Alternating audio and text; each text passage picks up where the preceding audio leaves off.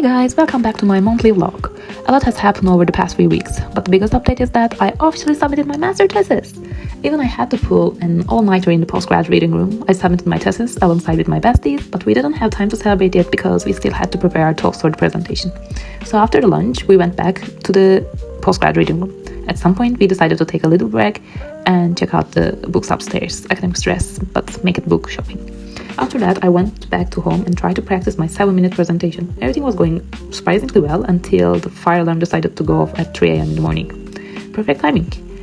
But you know what they say, if life gives you a fire drill, you dance through it. The next morning, I tried to cover every traces of my sleep last night with concealer. Honestly, I need a concealer that can cover some of my problems too, but apparently science hasn't invented that yet.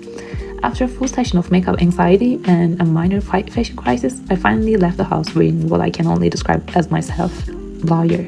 And honestly, it made sense. I was about to defend my thesis like I was defending a client in the court. The people on the bus became the first real audience of my presentation. After practicing it for approximately the 14th time, I finally started to feel ready. I then headed to TBSI to meet my friends, where we had one final collective drama session before the presentation. And then I finished my master's just like that. The whole thing felt so spontaneous. It was actually over. I genuinely couldn't leave the institute, so I stayed there and waited for my friends to finish their presentations too.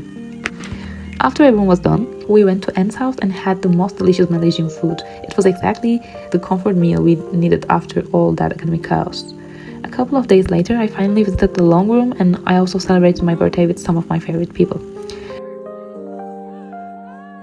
After this intense week, I decided to take solo trips around Dublin. My first stop was Kerry's. The sea breeze was absolutely wild, and during the train journey, I sat beside a sweet old lady. We ended up talking for almost the entire trip, and it was honestly such a lovely and unexpected interaction.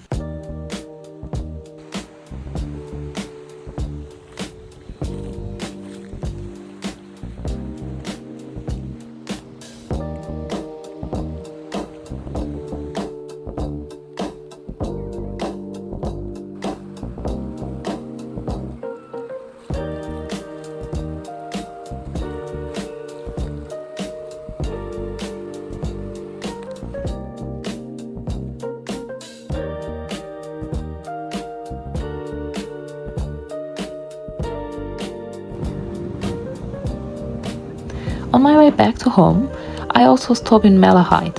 It was such a peaceful and beautiful place, especially for anyone who loves being close to the sea. The next day, I went to Greystones and I visited one of the best vegan cafes there. Just look at this beetroot vegan burrito. She was colorful, she was healthy, and she absolutely understood the assignment. After one of the longest and most emotional weeks of my life, I spent the rest of the afternoon walking around, listening to music, and finally letting myself slow down. This year has been such a beautiful adventure. It was exhausting, chaotic, and sometimes overwhelming, but it was also filled with so much love, growth, and unforgettable memories. I will always remember the people I met, the moments we shared, and every little experience that made this chapter so special. And just like that, one adventure ends and a new one begins.